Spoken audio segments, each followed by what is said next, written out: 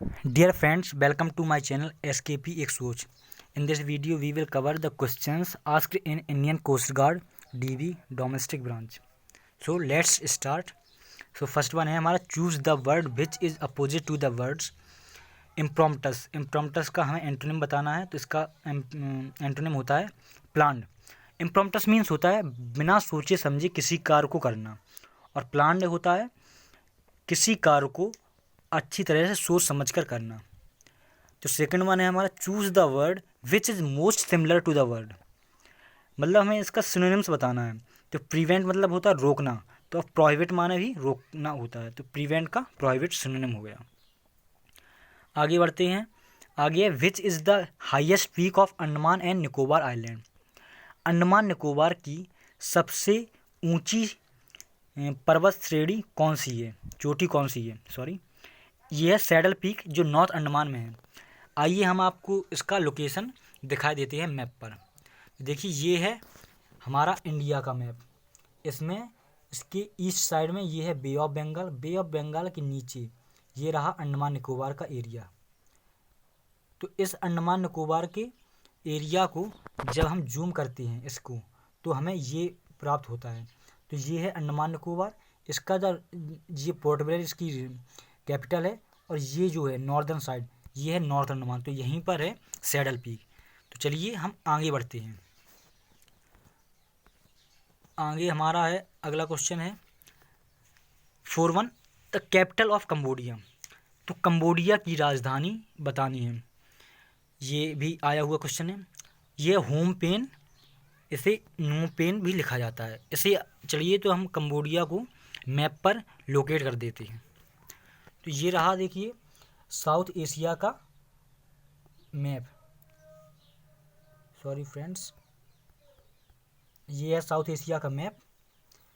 अब south Asia में ये रहा हमारा भारत. साउथ ईस्ट एशिया में भारत के बाद ये म्यांमार है.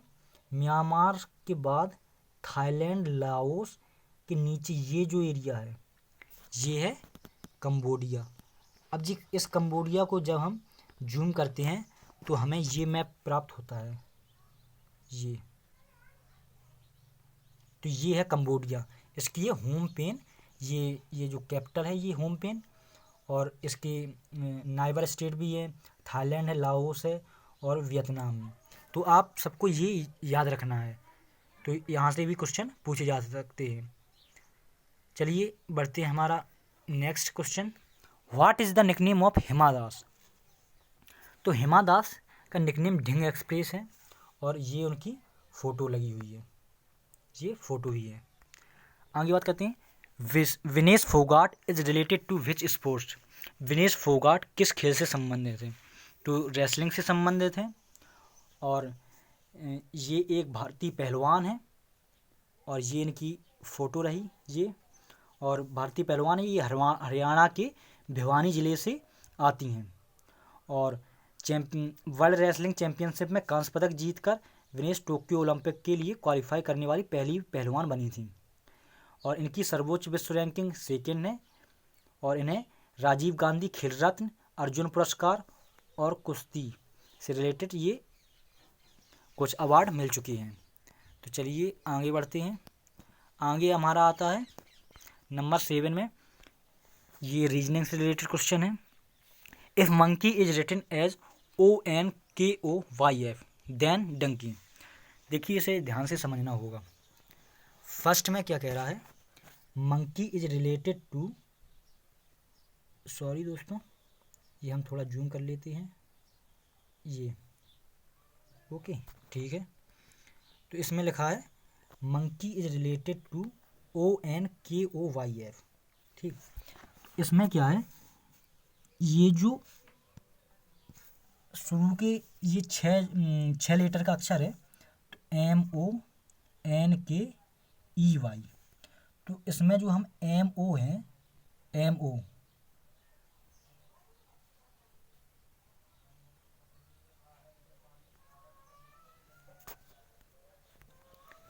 सॉरी दोस्तों. तो चलिए ये अगला क्वेश्चन सॉल्व करते हैं. इसमें जो हम डिस्कस करेंगे जो इसमें एम ओ है, एम ओ को अगर हम उल्टा करके ओ एम लिख दें, ठीक, और एम में एक जोड़ दें तो ये हो जाएगा एन, तो ओ एन, तो ये ओ एन हो गया। ऐसे ही एन के में इनके लेटर जो बदल दें, एन के की जगह कर दें के एन, और एन में एक अक्षर बना दें ओ, तो ये हो जाएगा के ओ। इसी प्रकार अगर हम ई वाई को भी परस्पर चेंज कर दें तो हो जाएगा वाई ई, और वाई को जैसा का जैसा लिखे रहने दें और ई में एक जोड़ दें तो हो जाएगा एफ, तो हो जाएगा वाई एफ। तो इस प्रकार से ये किया गया है। इसी प्रकार अगर हम डंकी को करेंगे तो डंकी में 2 लेटर लिए, उसमें से ओ डी कर दिया 2 लेटर, और एन के में से के एन कर दिया 2 लेटर, और ई वाई में से वाई ई कर दिया, ठीक, चेंज कर दिया स्थान। अब पहले को जैसा का जैसा लिखा रहने दो और डी में एक जोड़ दो दूसरी वाले में, तो डी का ई हो जाएगा, के का जैसे का जैसा, एन का ओ हो जाएगा, वाई जैसा का जैसा, ई का एफ हो जाएगा, और ये जैसे के जैसे। तो ये हमारा वर्ड बना ओ ई के ओ वाई एफ, ठीक। तो ये हमारा वर्ड बना। तो इस प्रकार इसका राइट आंसर होगा ओ ई के ओ वाई एफ। तो ये हमने इसका आंसर भी दे दिया है आगे की स्लाइड में, ये रहा आंसर ओ ई के ओ वाई एफ, ठीक है। अब हमारा लास्ट क्वेश्चन बचा है 8th, इसमें फिल इन द ब्लैंक्स करना है। तो ये ब्लैंक जो छूटे हुए हैं इसमें जो ब्लैंक छूटे हुए हैं, तो इन्हें जैसे पी के बाद ये छूटा है 1 2 3 4 5 6, ये छूटे हैं। तो इसमें हम सबसे पहले लेटर गिनेंगे कितने लेटर हैं। इस तरह के क्वेश्चन को सॉल्व करने के लिए सबसे पहले हमें लेटर गिननी पड़ती हैं।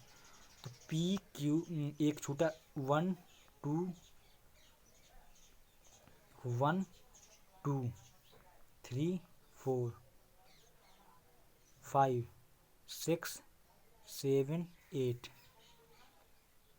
9 10 11 12, ये 13 14 15 16 17 18। तो इसमें 18 लेटर हैं, तो इनको हम पहले इसकी गुणनखंड कर लेते हैं। तो 18 को हम क्या लिखते हैं 6/3 और 3/6। तो इसमें या तो ऐसा हो सकता है कि 6 लेटर एक से हों और 3 जोड़े इनके बने, या ऐसा हो सकता है कि 3 लेटर एक से हों और 6 जोड़ी बने। तो इसको हम जब गौर से देखेंगे तो इसमें हम पाएंगे कि जो 6 लेटर से 3 जोड़े बन रहे हैं। जैसे यहाँ पी पी, क्यू क्यू, यहाँ आर कर देंगे आर आर, तो ये 6 लेटर हो गए।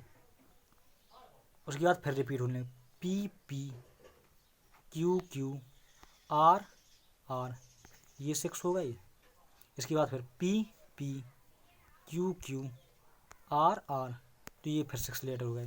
तो अब हम जानेंगे यहाँ में भंडक है, यहाँ पे पी आ जाएगा, यहाँ आर, यहाँ पी,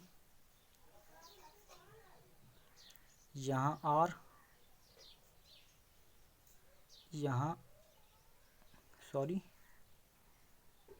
पी, यहाँ क्यू और यहाँ आर। तो हमारा आंसर क्या होगा P R P R P Q R, P R P R P Q R. तो हमारा ये आंसर हो गया P R P Q R. तो ये थी हमारी ये वीडियो। चलिए आगे बढ़ते हैं। तो ये पूरा उसका सॉल्व दिया रखा है, ये आगे बढ़ते हैं। तो thank you for watching this video. Write down your queries in comment section.